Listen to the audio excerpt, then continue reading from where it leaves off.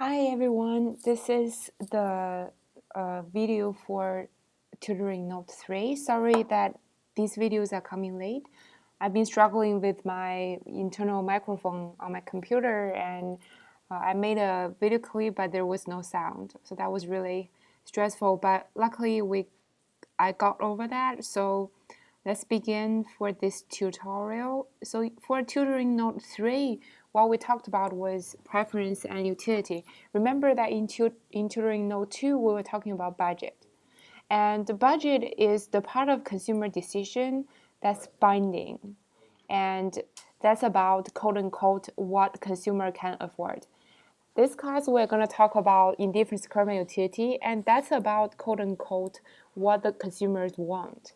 And eventually, the optimizing decision of the consumer is really matching what the consumer can afford to what the consumer is willing to consume.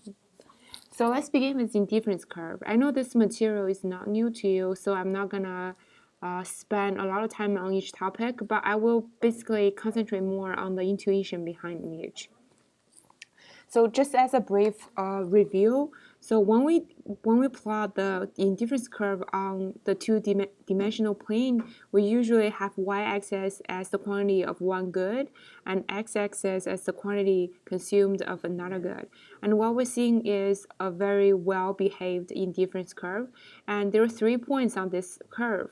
The fact that these 3 points are on the same indifference curve basically says that the consumer has the same or derive the same level of utility by consuming either of the 3 bundles. So, for example, if the consumer gets maybe utility level of 10 by consuming 14 apples plus 20 pears, then this consumer also gets the utility level of 10 by consuming 10 apples plus 26 bananas, and also that consumer gets the utility level of 10 by consuming 10 apples and 41 bananas. All the points on one indifference curve give the consumer the same level of utility. And let's look at the second graph. On the second graph, you have multiple indifference curves. And like we just said, the AB, the 2 points are on the same indifference curve U1. It means that these 2 consumption bundles give the consumer the same level of utility. However, we do see another 2 indifference curve here. The difference is that the further away these curves are from the original point, the higher the utility the points on those curves will give to the consumer. So the consumer, if possible, the consumer would like to be on the highest indifference curve because on this curve it gives the consumer derive the highest level of utility. An important concept that follows indifference curve is the marginal rate of substitution. I'm sure you still remember it from the previous micro course you had in the summer. So the definition of the marginal rate of substitution is the slope of the indifference curve. So let's take a look at this graph. So this blue curve is the indifference curve, and let's say what is the slope of this indifference curve at this black dot. And that slope is given by the slope of the tangent line. So crossing the tangent line of the curve crossing this black dot.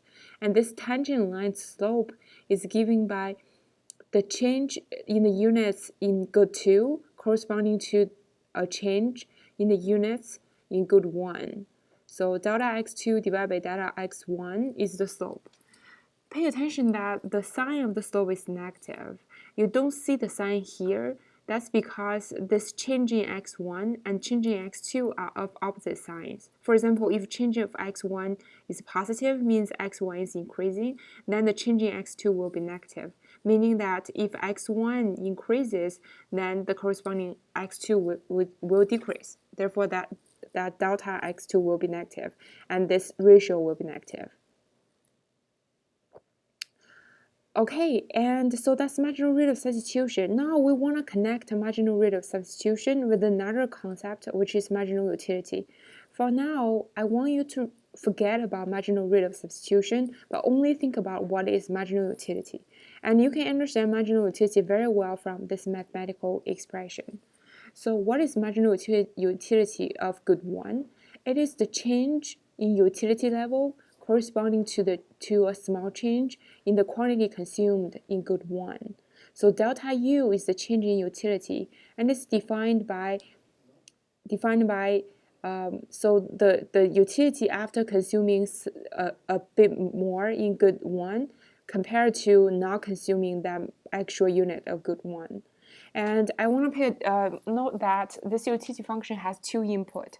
It's the number of units consumed in good 1 and number of units consumed in good 2. That's why it's U and with variable x1 and x2. However, we're only changing the units consumed in x1. Therefore, there's no change before and after for x2. Okay, so marginal utility intuitively is just if I consume a little bit more or less of the good 1, how will my utility change with it? If we can derive this following relationship based on the definition of marginal utility. So the change in utility is equal to the marginal utility of that good times the number of units that's going to increase or decrease. Okay, so if you increase this unit, then in most of the cases, if there are no more goods, then the utility change is going to be positive. If you decrease, then this delta value is going to be negative, and then this delta U is going to be negative. We can apply the same trick to good 2. So the change in utility, if you change the consumption in good 2, is also going to have this effect. That's the marginal utility of good 2 times the change in units in good 2. And what we know is that if we move along the indifference curve, so what I want you to think is we're moving along this indifference curve, and then we're going to change the units consumed in x1, and we're going to change the units consumed in x2. And during that change, because we were moving along the indifference curve, the change in utility should be 0. They should cancel out. Basically, the change by, for example, we're moving downward, so we're moving from this point, for example, to another point here, then we're going to experience increasing utility because we're consuming more good 1, but we're going to experience decreasing utility because we're consuming less of good 2. And then the sum of this positive and negative number is supposed to be 0 because we're moving along the indifference curve. And the utility level shouldn't change if we stay on the same indifference curve. And based on this equation, we can derive that delta x2 divided by delta x1 is equal to negative mu1 divided by mu2. However, we know that this delta x2 divided by delta x1 by definition is marginal rate of substitution. So let's go back to the notes here. See, so the change in delta x2, so the change in the units of good 2 divided by the change of unit in good 1 is given by, it's defined as MRS.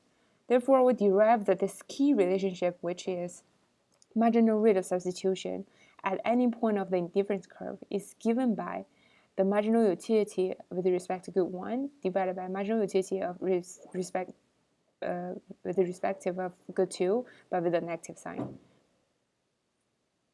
Okay, so those might be a bit abstract. Let's apply those to the real utility function scenario. Okay, so this utility function is a linear utility function. So x is the quantity in good 1 and y is the quantity in good 2.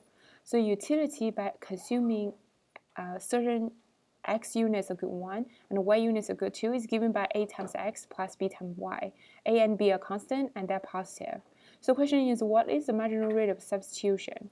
The marginal rate of substitution is equal to negative mu1 over mu2. And what is mu1? It is written here. mu1, so I'm using the subscript x and 1 interchangeably, y and 2 interchangeably. So I hope it doesn't confuse you, but I'll try to align them next time. So the marginal utility of x basically is the partial derivative of the utility with respect to x. Therefore, if you take the partial derivative of u with respect to x, you get a.